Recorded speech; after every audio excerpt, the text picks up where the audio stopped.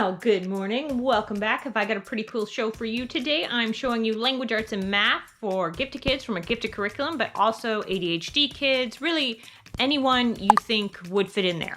Okay, so you're going to take a look. I'm going to show you, but first I'm going to show you products of the day, of course. This one we have dress code. We've kind of almost outgrown it, but it's just so cool. I'm going to keep it for a bit longer. But essentially what it is, this is of course by Smart Games. So it's an independent game they do themselves, but also I like it so I can do it with them. So what it has here is it has all different patterns and then different pictures. So with those patterns and with those pictures, you need to make this. So it starts off slow, medium, slow, medium, and hard, junior, expert, starter, and then they get harder and harder. So this, for example, you put the yellow behind it, right? It's challenge 5, just to see how to do it, and then it gets a little bit more complicated as you grow up. But it's definitely at age 4, I would say, dress code by Smart Games, years 4 now. Okay, next up I got this is a book I created. It's called Get Ready for Kindergarten Preschool Math Curriculum Book. But what it is essentially it's for older children who are learning how to handwrite but don't want a baby book. So if your kid has autism, if your kid, whatever your reason is, it's $5, available on my Etsy store, printable. And so what we do is we start off tracing the letters and then the numbers, okay? Then fill in one square, color one block, draw the circle one. So I would kind of do 1 page a day or 2 pages a day, because then this is the trace it. So then it goes up numerically, and then what you do is you get up here. It's got a bunch of fun mazes in there, practice some motor skills. And then it's got counting, so it does have some basic addition. It's got counting, it's got greater than, less than, easy things. At the end we'll get to some subtraction back here, but it's pretty simple. It progresses pretty easily. So there we are, we're coloring all the number 1s, number 2s, all the way to 10. So it's got some great number identifications. And then write and count the number in the box, then add 1.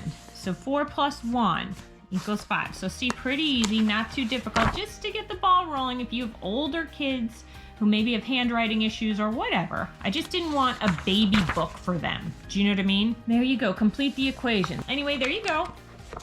That in my Etsy store, I'll probably put the link, if I can remember how, in the comments.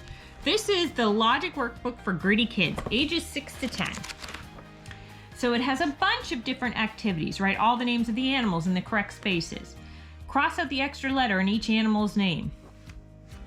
And it does start off pretty easy, but then it gets a little progressively harder. Now, 6 to 10, I don't know that my 6-year-old could do these. I don't know that I could do these, but maybe.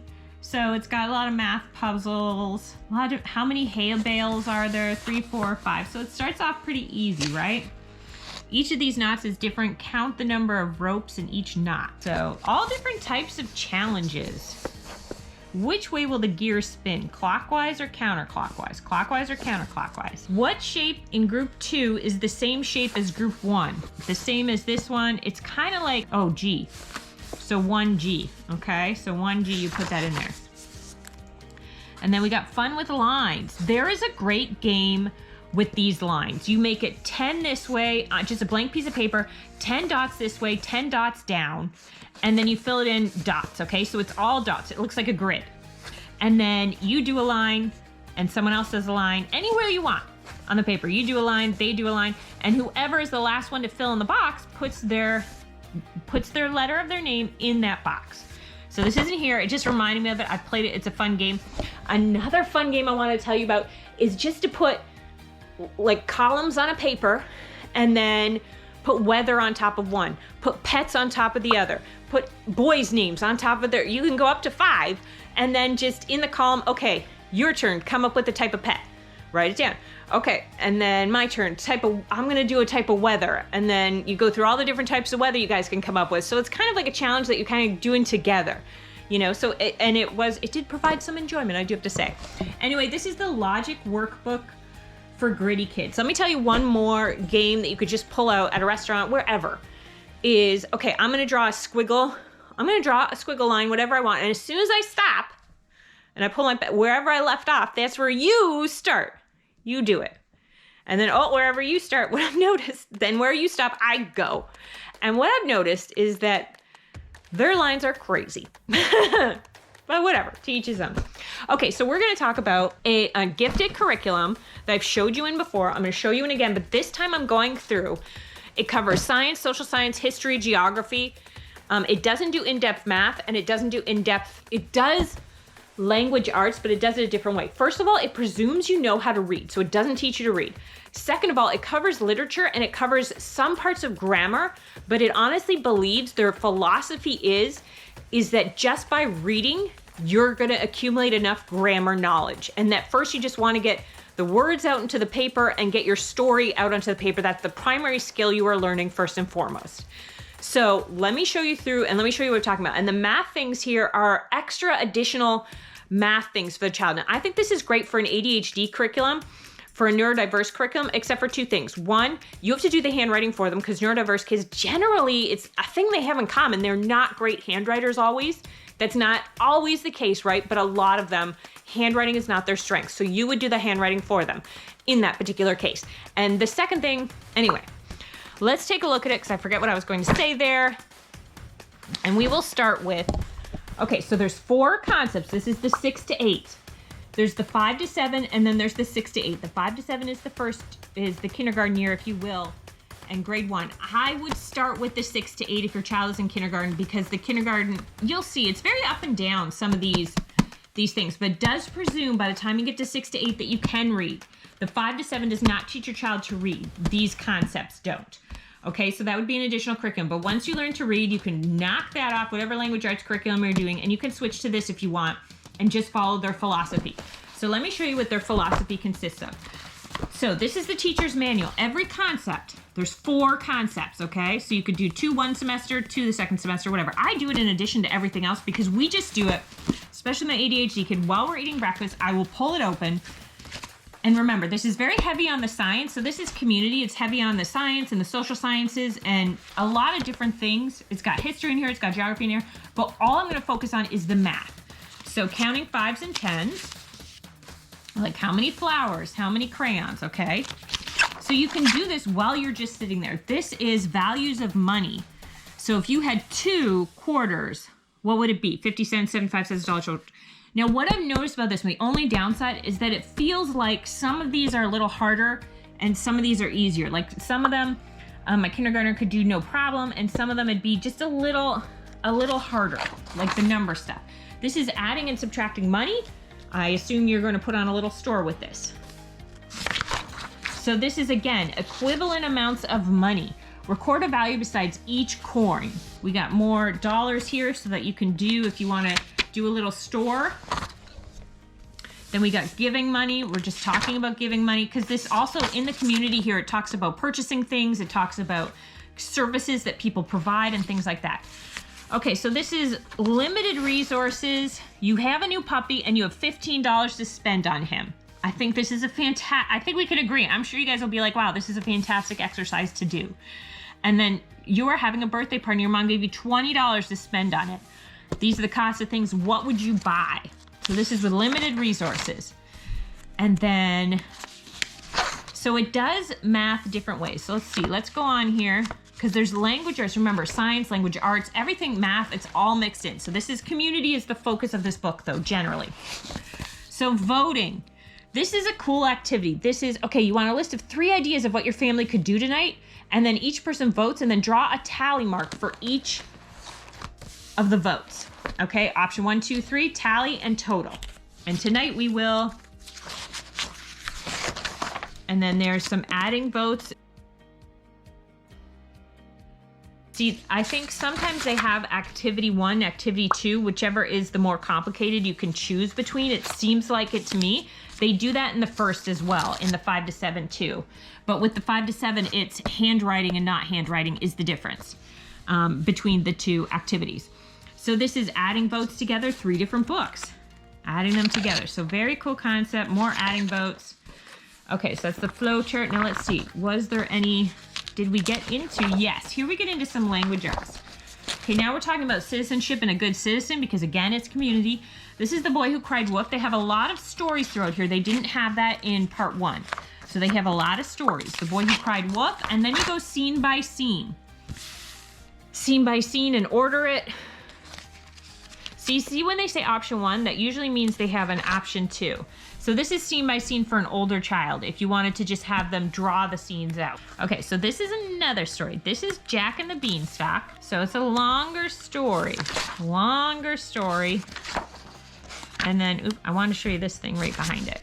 Measuring trees. So see how they bring in math again? So it's throughout.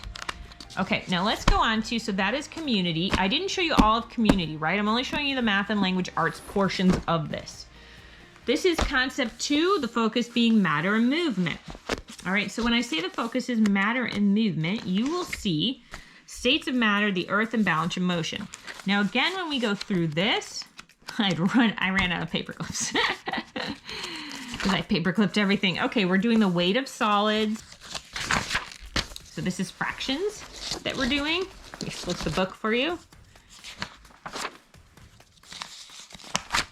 Then we are doing measuring some more solids, the length and the width.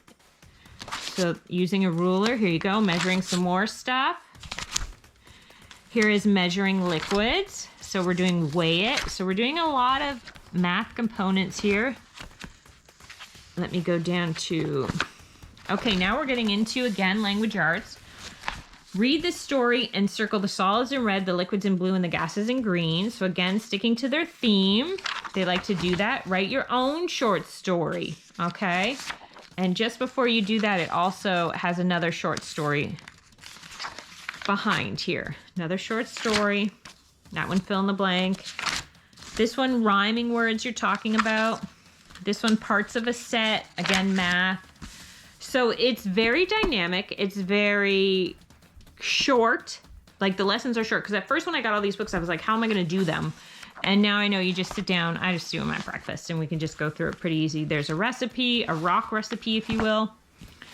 Different ways to balance. If you purchase this, it comes with a weight. It comes with your typical scale that you can get from Learning Resources, I think it's called. And it comes with different grams and stuff. But you don't really need it. And in my experience, my children did not care for the weighing. Like, as much as I wanted them to sit down and be like, oh, let's weigh that and let's weigh that and see if they weigh the same. They did not care. But this, you can do that without it because it's kind of done for you.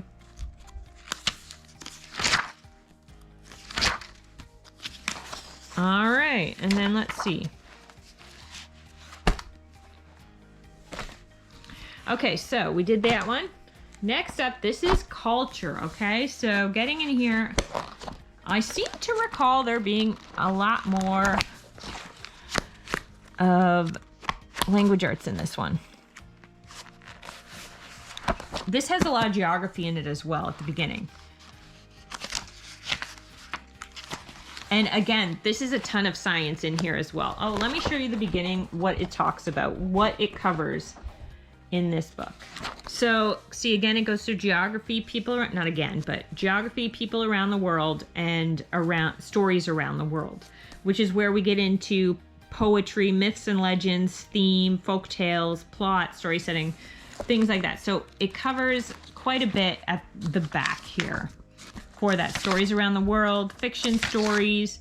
Is it fiction or nonfiction? Books at the library. Describing a character, understanding a character, characters, identifying and graphing a setting, creating a setting. Now, I almost think this would have to be done, at least in my house, more towards age 8, I would think. Because I just don't know if they'd remember it or not. Jack and the Beanstalk again. I don't know why. Maybe it's a different version. The Ugly Duckling. So it has a lot of stories in here, unlike the first one that's a lot of picture books. Writing events in a story. Measuring birds. See, we're back to measuring again, so still doing some math throughout here.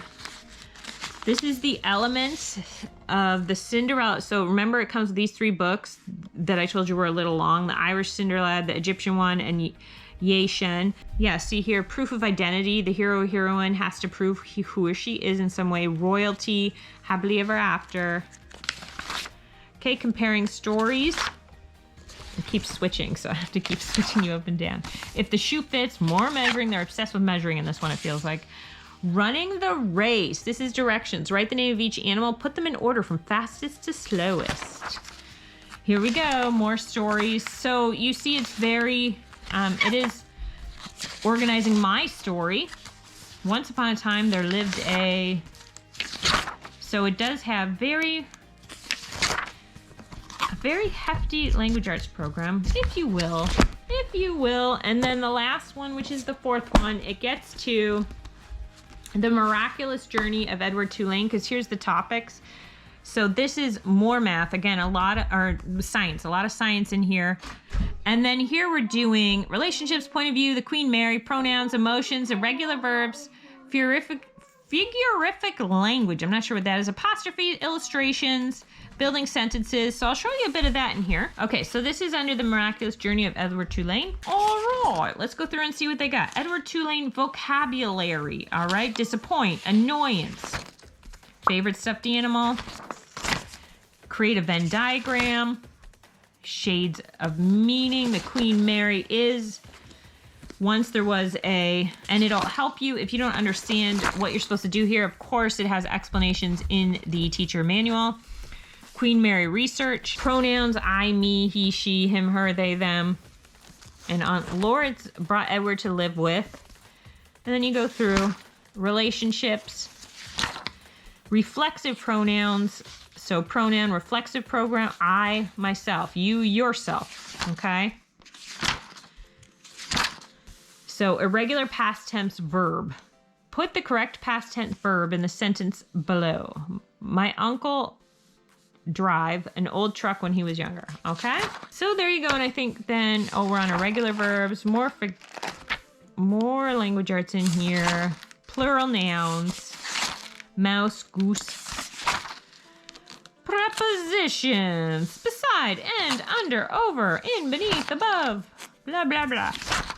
Contractions. Neil's Diner, waffles. I showed you a book the other day that taught contractions in a very easy way, if you ask me, and that was the Abeka Readers. Apostrophes for possession. Illustrate a scene, explain an illustration, who, what, where. Expanding sentences, for, and, nor, but, oh, or yet so, and what does that say? Fanboys. Building sentences. Okay, so it's pretty in-depth. It keeps going. And then we go connecting with the past, which would be more history and stuff. All right, there you go. I feel like that was exhaustive. Okay, I've showed you through the language arts and the math components for the most part of this curriculum. So this is to be done. The math is to be done in addition to other math curriculum of your choosing. All right, and I've done a video I'll attach on the end on my favorite math curriculums for gifted children. There you go. Have a great day. Can you say, please like and subscribe? Please like to like. And hit the bell for notifications. Hit the bell for notifications.